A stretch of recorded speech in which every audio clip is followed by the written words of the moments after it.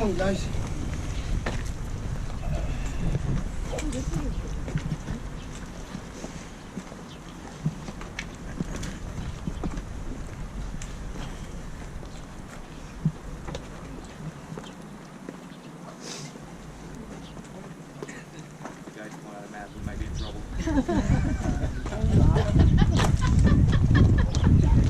That's right, we'll edit that out.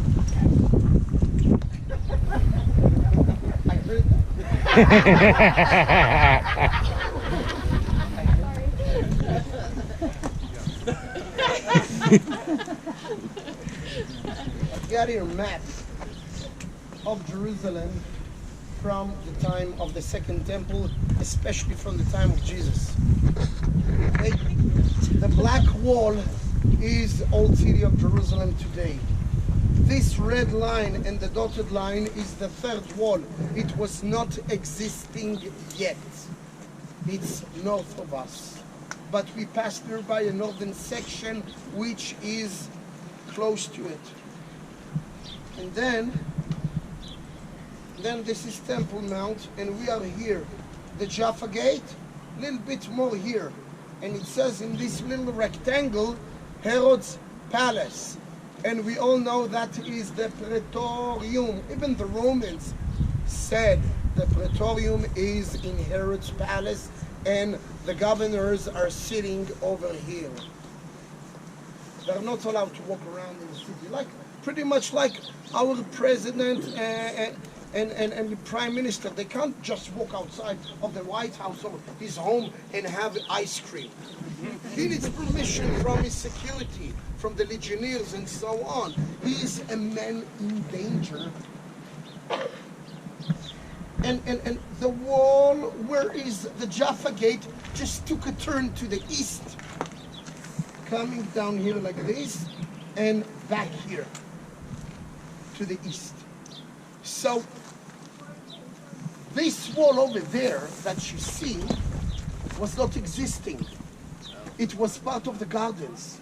And between those gardens, very close to the wall, at one part, there was a quarry of limestone with very special composites. It was purely white.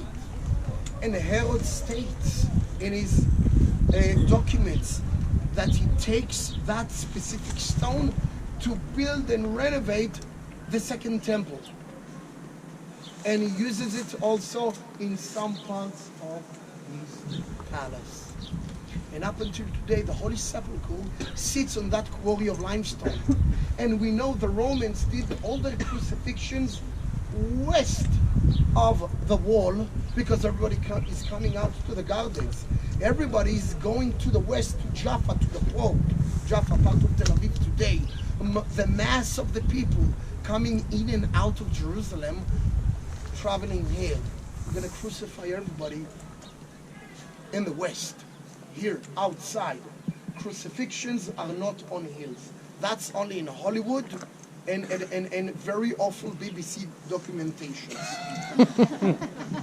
You all know why. They are crucifying everybody in your level, in very populated places. So you're going to come outside from the gate, Sha'ar Haginat, the gate of the gardens, and then take another gate, Sha'ar Hanistar, the secret gate. Come out to the gardens, come out to Jerusalem, work on your onions and garlic, and you're going to see nearby in that quarry of limestone crucifixions. Crucifixion is, the leg is about this high from the ground. And you pass next to the crucified person and you see the suffering, or you're going to see the skeleton. Okay? In most cases, they left the bodies there, the skeletons, years, like it happened with Spartacus. They left the bodies of those poor people there revolting against Rome, the slaves and the gladiators, which were slaves, for years. And the stench was unbelievable in Rome in those days. and they would leave them, and you will see that again and again, and you will understand. Eventually, it's going to simmer into your blood. Pax Romana, Roman peace. We say, you do. You don't say, you're going to be hanged on that piece of wood. And crucifixions are. You don't think it's like this, right? No, doesn't make sense. It's behind the beam like this, so your armpit now supports a little bit of the weight of the body, and the hands are behind the beam. Try and do that movement, and it's painful after a while, and it's very hard to breathe. If nobody kills you, you will die from asphyxiation after 2 or 3 days. Okay, because that movement just presses all the air out of the lungs, and every breath you take, less air can come inside because it's all squeezed. And we've got a pavement. The pavement that any one of you saw over there in Ecce Homo, it's named This Is the Man, is irrelevant because it's 2nd century. Everybody knows that. Everybody knows that. And still people go and lie. Still people go and lie. Makes me so angry. This is a true pavement from the 1st century.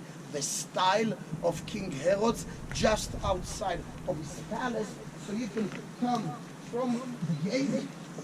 One of the gates. There was another gate here. You come outside from the gate. You've got the pavement. It was a secret outing for, not a secret, but it was his own gate outside of the palace if he's afraid to come inside the city. Because he's a Jew, but a converted Jew. He's not like he's Edomaic, he's from Arab tribe. His father Antipas converted into Judaism to boost up their business in Israel, because over there in Edomia there is nothing except scorpions and serpents.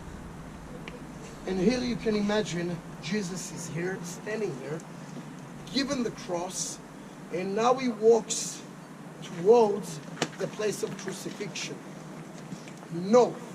And then somewhere nearby where is now Jaffa Gate, takes a turn to the east and goes to that quarry of limestone. Because over there not only they crucify, the limestone over there is very soft. So people that can afford buy this, a portion of it, and dig their tombs over there. There are 30 tombs under the foundations of the Holy Sepulchre. One is in the middle.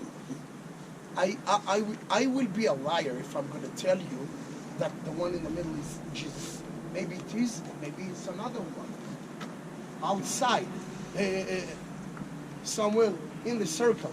But for some reason, for some unknown reason, without any documents, only legends, without any documents, every time they built the Church of the Holy Sepulchre in various periods of times, they made sure 2 twin tombs next to each other are not covered by the building. They're actually like extended outside in the building, and sometimes if there are not services over there, people go there. There are legends, these are the sons of Zebedee, these are his brothers, and so on. Who knows? For some reason, always those tombs were not covered by the building itself. Who knows? Maybe the masons that built it knew something that we can only assume. But let's leave conspiracy out. This is the pavement from the 1st century outside of King Herod's palace. You can imagine just a big, beautiful gate here. And there is another gate next to us. For a long time, it was suggested there is another gate named the Gate of the Essenes, south of us, where now is the false Mount Zion, over there.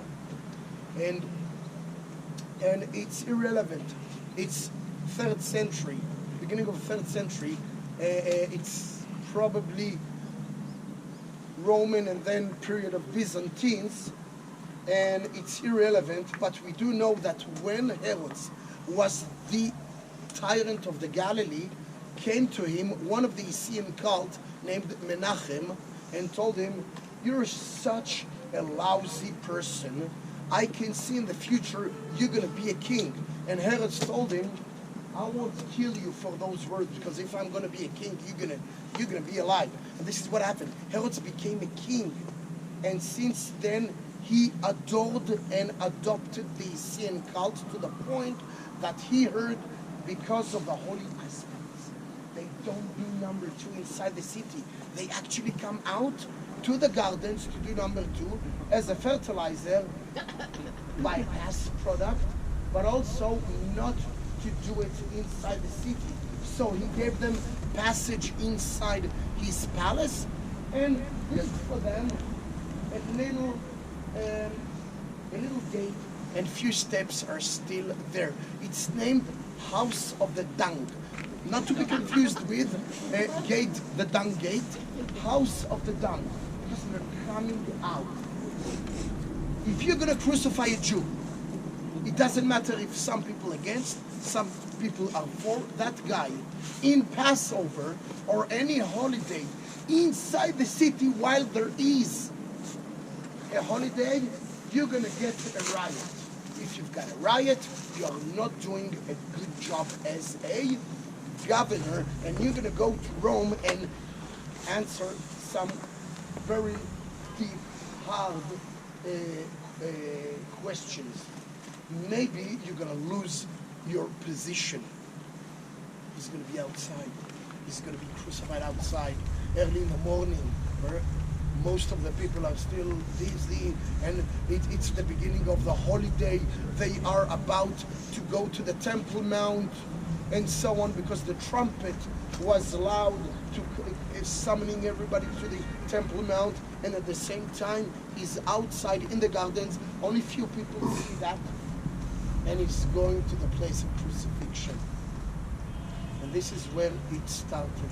This is the true Via Dolorosa. I'm going to show you now the steps of the Essene Gate, and it's the same material from the quarry of limestone under the Holy Sepulchre. Let's go down.